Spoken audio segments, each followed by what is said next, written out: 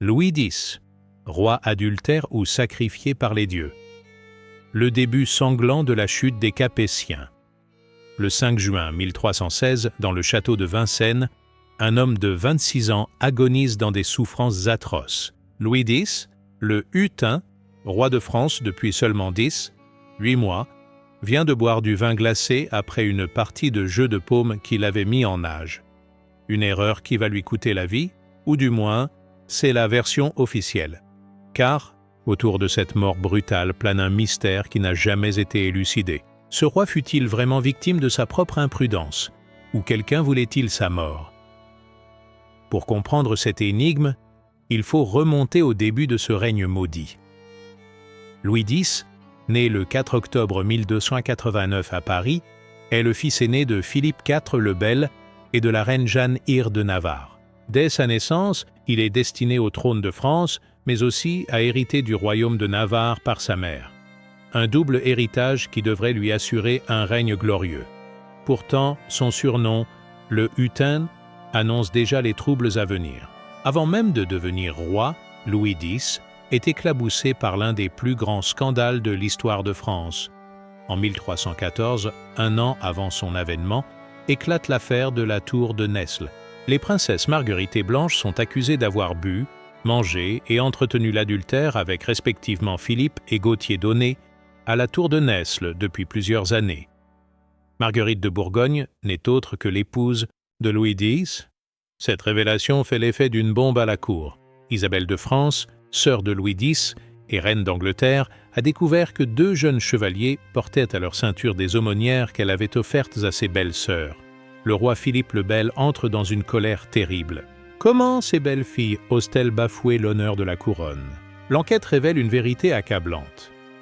Après torture, les frères Gauthier et Philippe d'Aunay avouent. Oui, ils rencontrent régulièrement depuis 3 ans les 2 princesses, Marguerite et Blanche, pour se livrer avec elles à la fornication adultérine. Le châtiment est d'une cruauté inouïe. Les frères d'Aunay sont roués, écorchés vifs, émasculés, recouverts de plomb soufré en ébullition, traînés par des chevaux et enfin décapités à Pontoise le 19 avril 1314. Pour Marguerite et Blanche, c'est l'emprisonnement à vie. Marguerite et Blanche sont jugées devant le Parlement de Paris et convaincues d'adultère. Elles sont rasées, vêtues de bure et condamnées à l'incarcération perpétuelle. Marguerite, épouse du futur roi, est enfermée dans la forteresse de Château-Gaillard. Elle y mourra dans des circonstances troubles le 30 avril 1315. Le 29 novembre 1314, Philippe le Bel s'éteint. Louis X devient roi de France, mais il traîne déjà le boulet de ce scandale.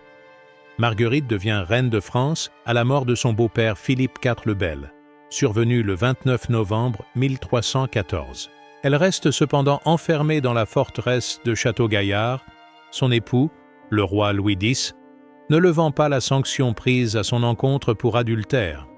Cette situation est explosive. Comment un roi peut-il régner quand sa propre épouse croupit en prison pour adultère? Les rumeurs courent déjà sur la légitimité de Jeanne, la fille que Marguerite a donnée à Louis X en 1312. Cette petite fille de 4 ans est-elle vraiment de sang royal? Mais Louis X a d'autres préoccupations. Son avènement favorise une recrudescence de l'agitation. En fait, face à une situation économique et politique difficile, l'apparente résignation du roi le sert. Le royaume est en crise. La noblesse se révolte contre les réformes centralisatrices de Philippe le Bel.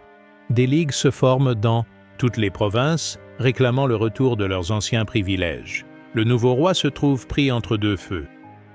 D'un côté, son oncle Charles de Valois pousse à la répression et exige l'exécution d'Enguerrand de Marigny, le grand chambellan de Philippe le Bel, accusé de tous les maux.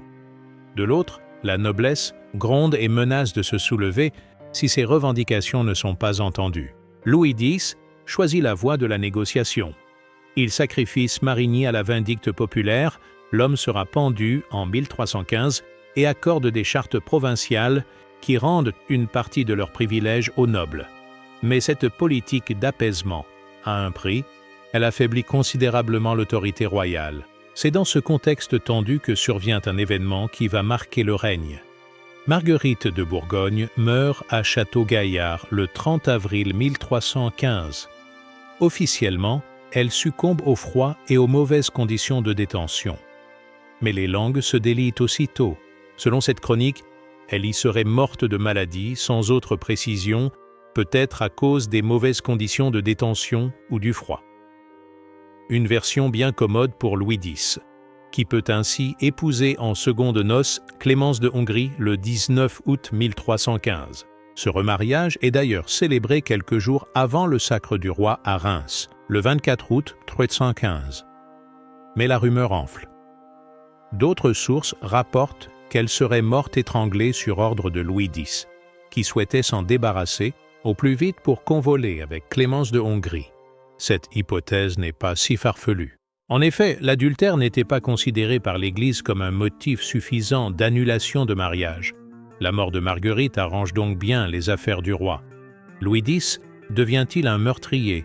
Impossible de le prouver formellement, mais les soupçons planent, d'autant que le roi semble pressé de tourner la page. Son mariage avec Clémence de Hongrie, nièce de son oncle Charles de Valois, resserre les liens avec la puissante maison d'Anjou-Hongrie. Un calcul politique évident. Les 18 mois qui suivent sont marqués par une succession de crises. Durant son court règne, Louis X dut faire face à de nombreux défis, notamment des rébellions nobles et des problèmes financiers. Le royaume traverse une grave crise économique. La famine de 1315-1317 fait des ravages. Les prix s'envolent, le mécontentement grandit. Louis X tente de redresser la situation par une série de réformes audacieuses. Louis X est connu pour avoir initié plusieurs réformes importantes. Il mit fin à la servitude en France avec l'ordonnance de 1315, proclamant que « le sol de France affranchit l'esclave qui le touche », une mesure révolutionnaire qui lui vaut l'hostilité d'une partie de la noblesse attachée au système seigneurial. Mais le roi a besoin d'argent. En cherchant à augmenter ses revenus, Louis X décréta la libération des serfs contre paiement. Les serfs peuvent racheter leur liberté moyennant finance, ce qui rend flou les caisses royales. Cependant, cette politique déplaît aux seigneurs, qui y voient une atteinte à leurs droits traditionnels. Parallèlement, Louis X réadmet les Juifs dans le royaume, moyennant le paiement de lourdes taxes. Une décision pragmatique mais controversée qui alimente encore les tensions. Le roi semble naviguer à vue, multipliant les expédients pour faire face aux difficultés. C'est dans ce climat délétère que se produit le drame final. En ce début de juin 1316, Louis X séjourne au château de Vincennes. Il fait chaud et le roi s'adonne à son sport favori, le jeu de paume. Cet ancêtre du tennis moderne est très prisé de la noblesse, mais elle peut s'avérer dangereuse par forte chaleur. Au début du mois de juin 1316, Louis X boit du vin glacé, alors qu'il s'est échauffé lors d'une partie de jeu de paume à Vincennes et est peu après pris d'un malaise. Le contraste thermique provoque un choc brutal. Le roi est pris de fièvre, puis de convulsions. En quelques heures, son état se dégrade rapidement. Louis meurt le 5 juin 1316, d'une pleurésie ou d'une pneumonie, bien que des rumeurs d'empoisonnement aient circulé. Cette mort brutale surprend tout le monde. Louis X n'a que 26 ans et jouissait d'une bonne santé. Comment un simple rafraîchissement peut-il tuer un homme dans la force de l'âge? Les soupçons naissent immédiatement. Quelques historiens disent qu'il fut empoisonné. Le plus grand nombre rapporte que s'étant trop échauffé à jouer à la paume, il entra dans une grotte dont la fraîcheur le saisit et lui causa une fièvre qui le conduisit au tombeau. Deux versions s'affrontent, l'accident tragique ou l'assassinat prémédité. Si crime il y a eu, les suspects ne manquent pas. Le premier à désigner est Charles de Valois, l'oncle du roi. Cet homme ambitieux a toujours rêvé de dominer le pouvoir. Avec Louis X, il a trouvé un neveu malléable qui l'influence facilement. Mais peut-être le roi commence-t-il à lui échapper? Charles de Valois a des raisons de s'inquiéter. Louis X montre des signes d'indépendance croissante. Il a refusé de poursuivre la politique répressive contre les nobles et préfère négocier. Cette mollesse déplaît à un homme habitué à la poigne de fer de Philippe le Bel. Autres suspects possibles: Philippe de Poitiers, frère de Louis X, et futur Philippe V. Cet homme intelligent et calculateur convoite le trône depuis longtemps.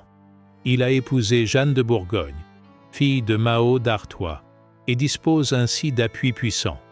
La mort de Louis X lui ouvre la voie du pouvoir. Mais Philippe a un problème. La reine Clémence est enceinte.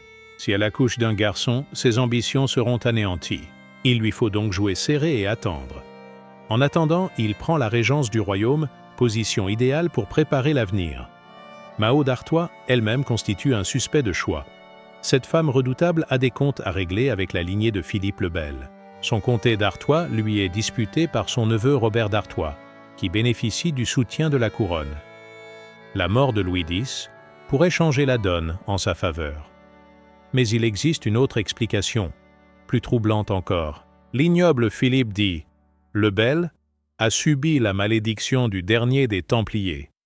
Jacques de Molay, il est mort 6 mois après l'avoir fait brûler, et ses fils n'ont pas eu de descendance mâle. Cette théorie de la malédiction hante les contemporains. Jacques de Molay, le grand maître des Templiers, a été brûlé vif le 18 mars 1314 sur l'île aux Juifs, à Paris. Avant de mourir, il aurait maudit Philippe le Bel et sa descendance jusqu'à la 13e génération. Le roi meurt effectivement, 8 mois plus tard, et ses 3 fils disparaîtront sans héritier mâle. Cette coïncidence frappe les esprits de l'époque. Comment expliquer qu'une lignée si puissante s'éteigne en l'espace de 14 ans? La malédiction semble se réaliser sous les yeux de tous. Louis X n'est-il pas la première victime de cette vengeance d'outre-tombe? Les contemporains y croient dur comme fer. Dans une société profondément religieuse, l'idée qu'un crime aussi énorme que la destruction des Templiers appelle une punition divine paraît évidente. La mort brutale de Louis X s'inscrit dans cette logique implacable. Mais l'histoire ne s'arrête pas là. Enceinte, la reine Clémence donne naissance, le 15 novembre 1316, à un fils, Jean Ier le Posthume. Un garçon. L'héritier tant attendu vient enfin de naître. Philippe de Poitiers voit ses ambitions contrariées. Il doit se contenter de la régence et attendre la majorité de son neveu. Mais le destin en décide autrement. Ce nourrisson, proclamé roi de France et de Navarre sous le nom de Jean Ier, meurt 5 jours après sa naissance, sort qui fait de lui le seul roi de France à avoir régné de sa naissance à sa mort. Une mort si opportune qu'elle relance tous les soupçons. Diverses légendes circulent à propos de cet enfant royal. Tout d'abord, la rumeur veut que son oncle Philippe V, ou la belle-mère de ce dernier, Mao d'Artois, l'ait fait tuer, en l'étouffant ou en lui piquant la tête avec une épingle. Les accusations fusent immédiatement. Mao d'Artois est particulièrement visée.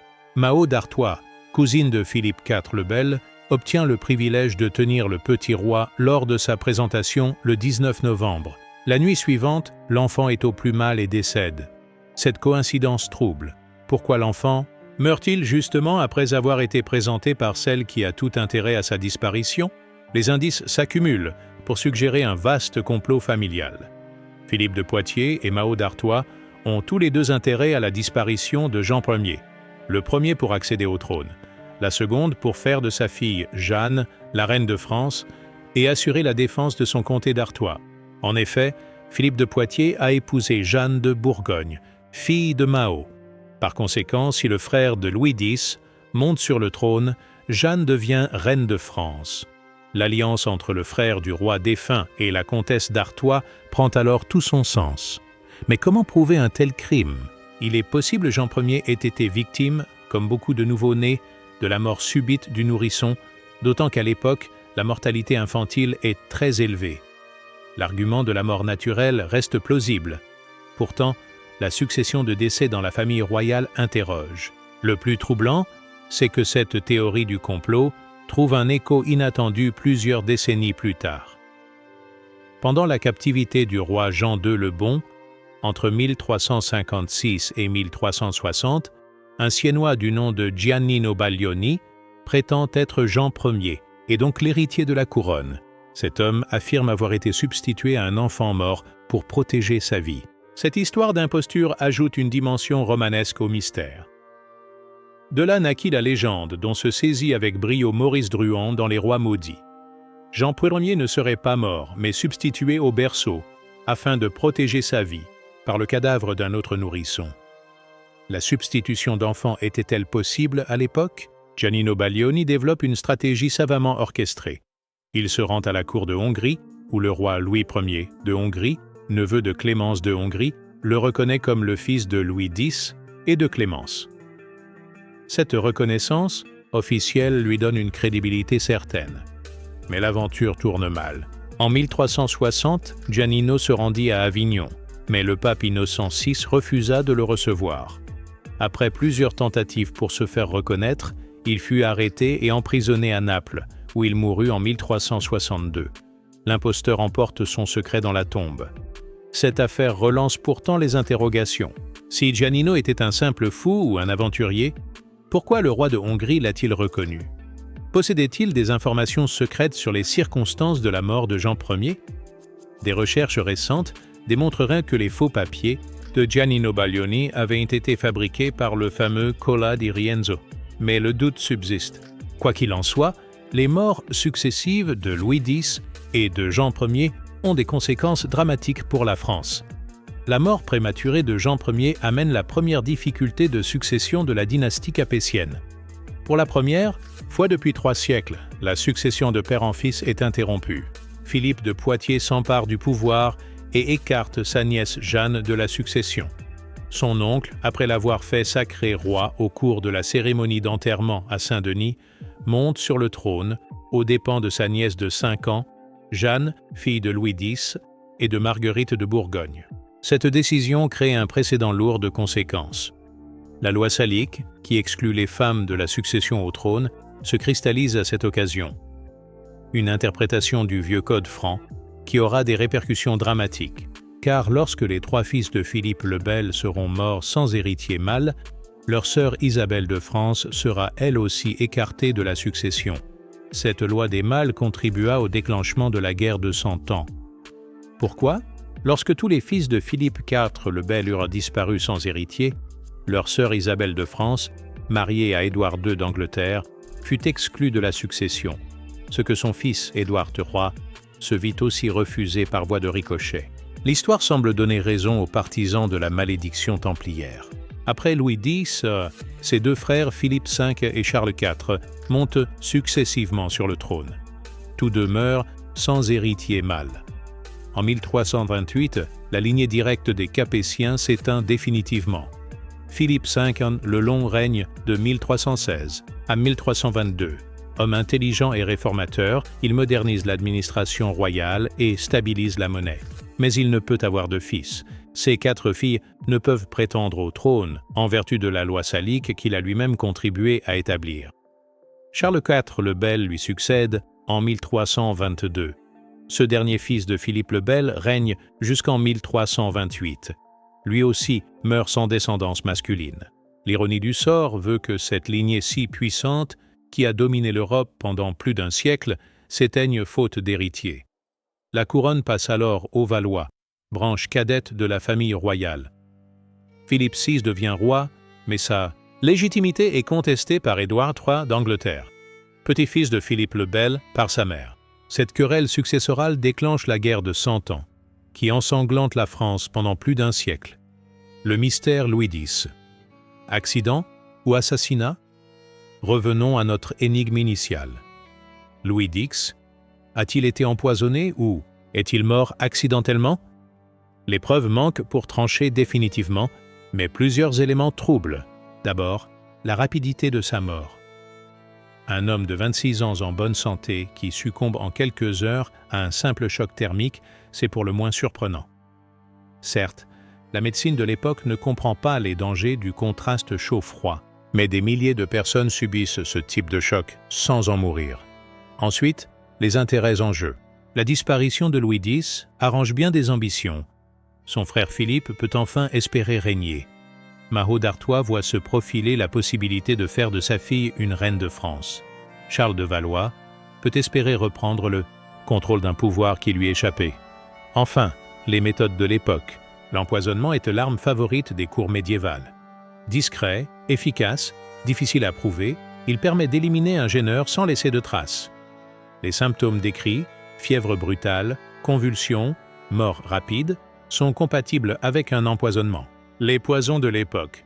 Quels poisons auraient pu être utilisés? Les empoisonneurs du XIVe siècle disposent d'un arsenal redoutable. L'arsenic blanc, inodore et insipide, provoque des symptômes similaires à ceux décrits pour Louis X. Mélangé au vin glacé, il aurait pu passer inaperçu.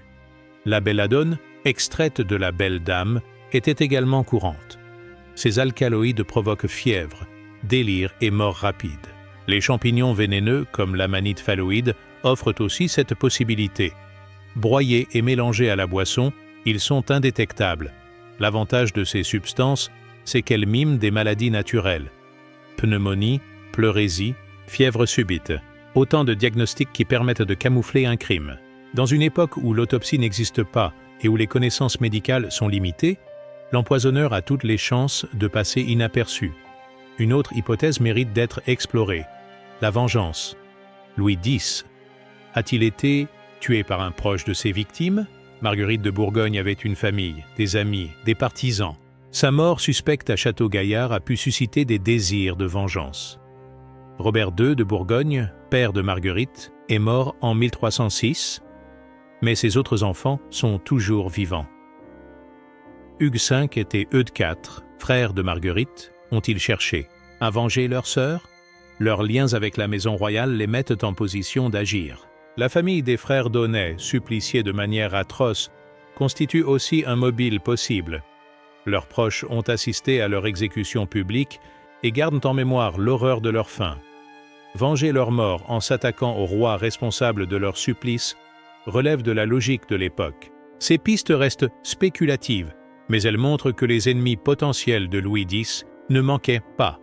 Un roi qui fait exécuter dans de telles souffrances et qui laisse mourir sa propre épouse en prison se crée forcément des ennemis mortels. L'influence de l'entourage. L'entourage immédiat du roi mérite également examen.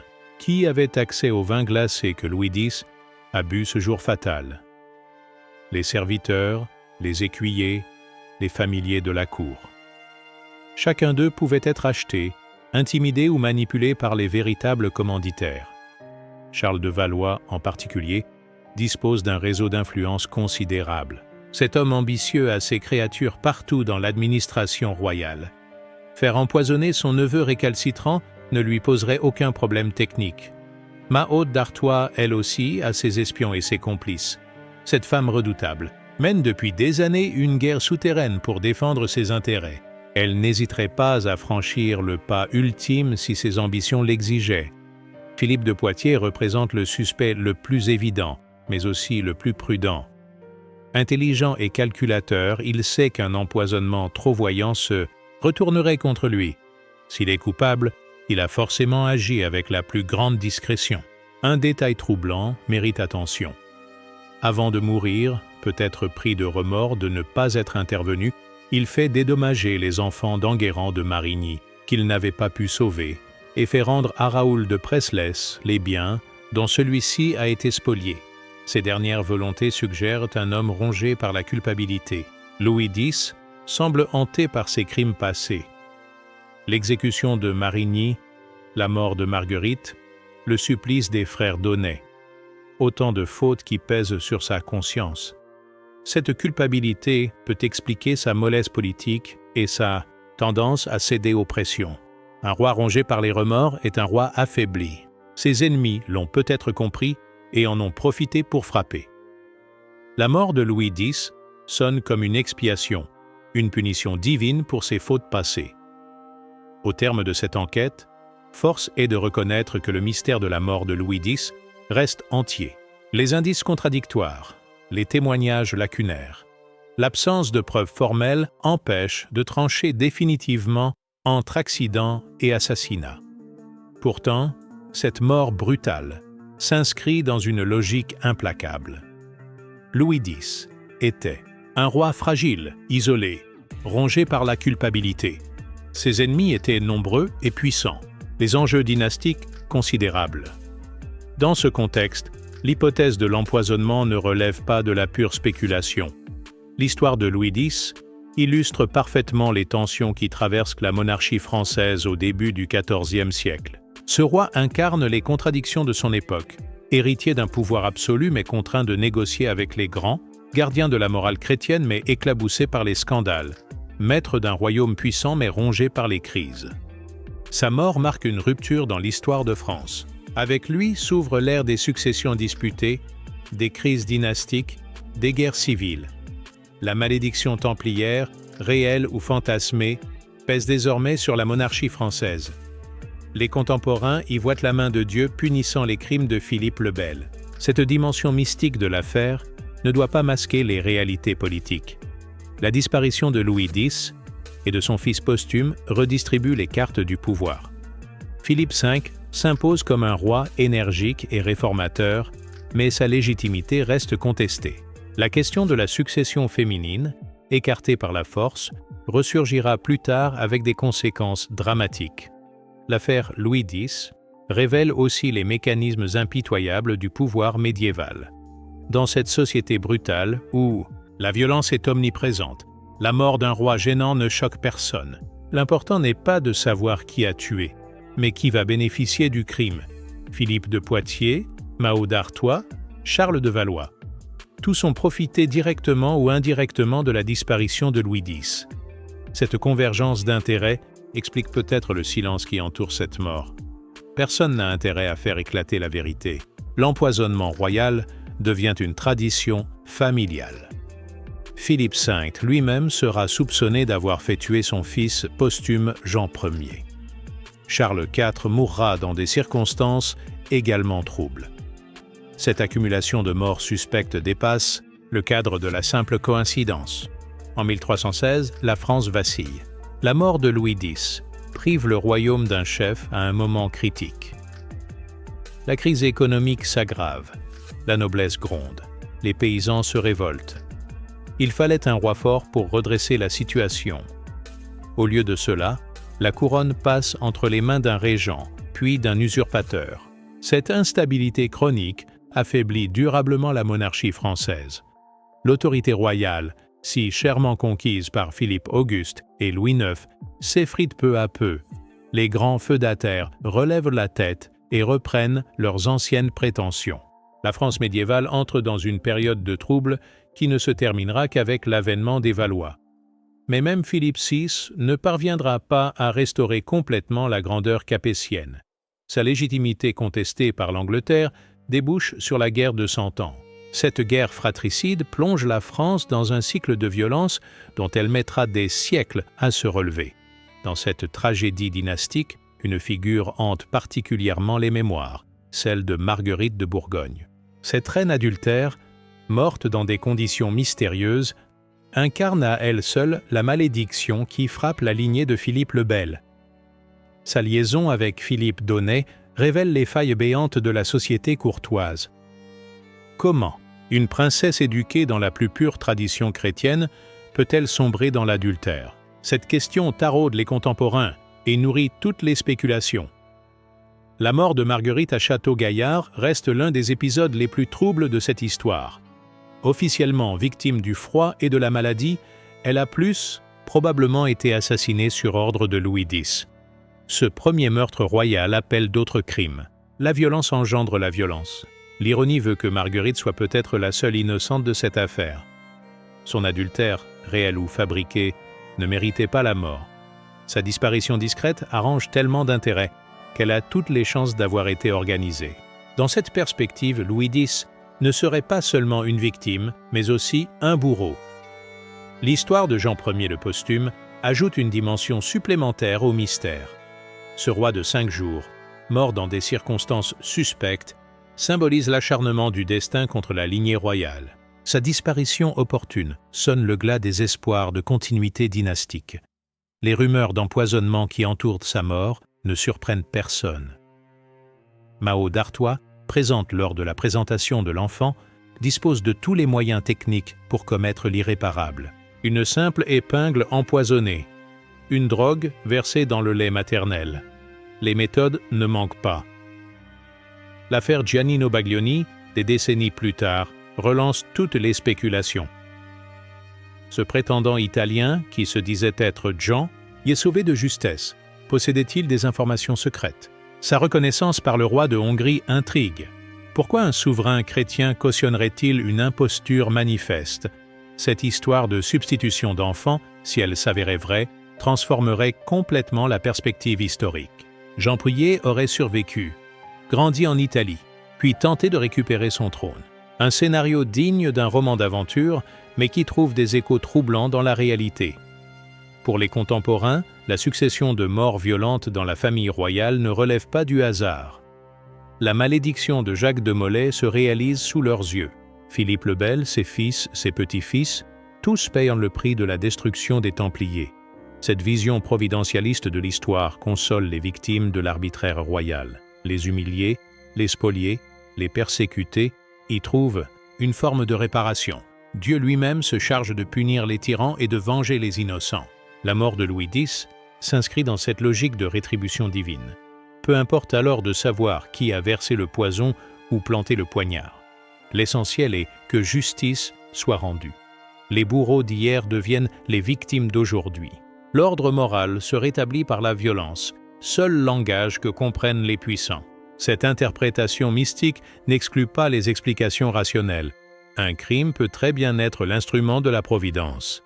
Les empoisonneurs de Louis X, s'ils existent, ne sont que les bras armés de la justice divine.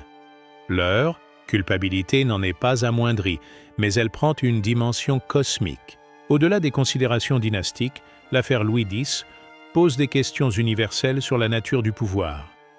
Comment un homme peut-il accéder au sommet de la hiérarchie sociale et perdre si rapidement la maîtrise de son destin? Cette contradiction traverse toute l'histoire de la monarchie.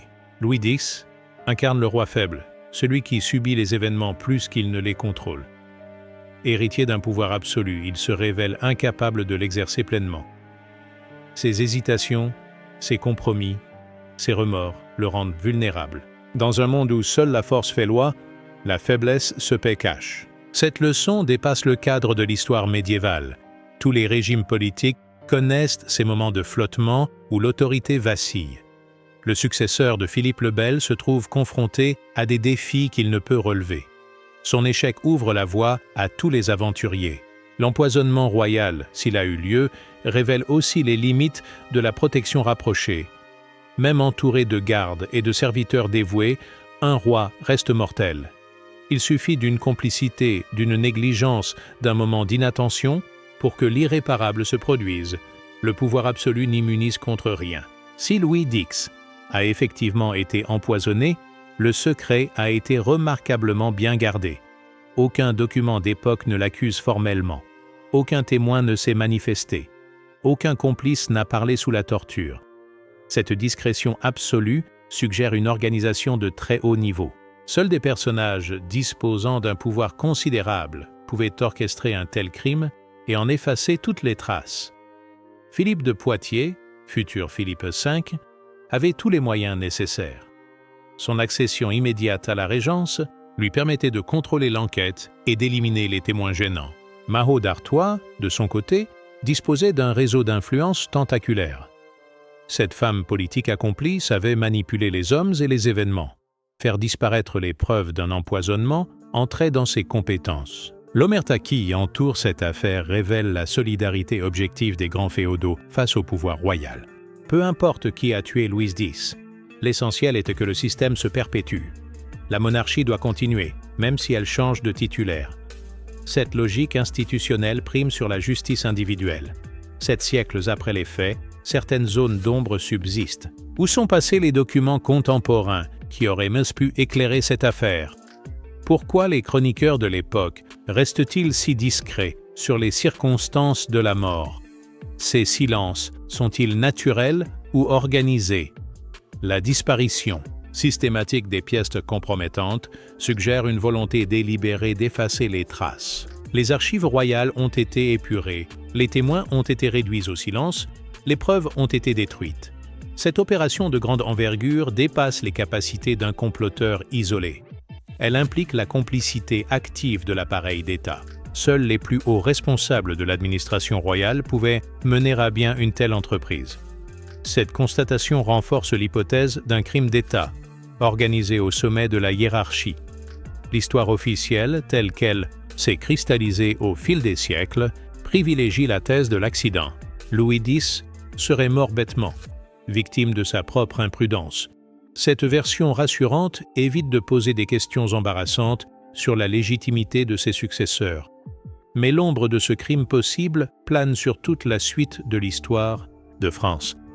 Philippe V, Charles IV puis Philippe VI portent le poids de ce soupçon. Leur légitimité reste fragile, contestée, menacée.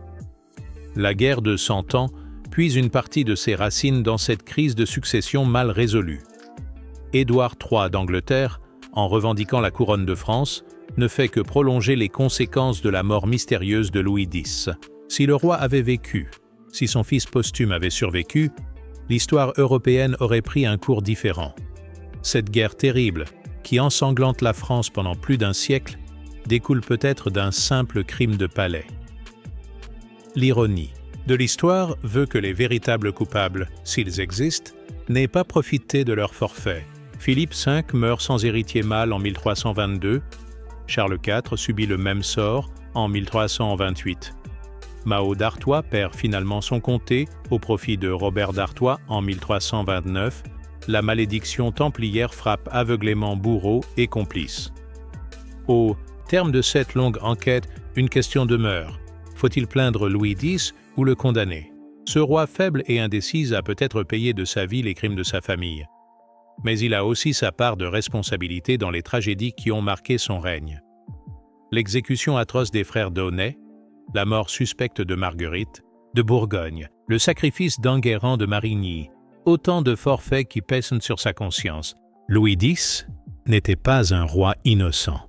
Ses hésitations et ses compromis ne rachètent pas ses fautes.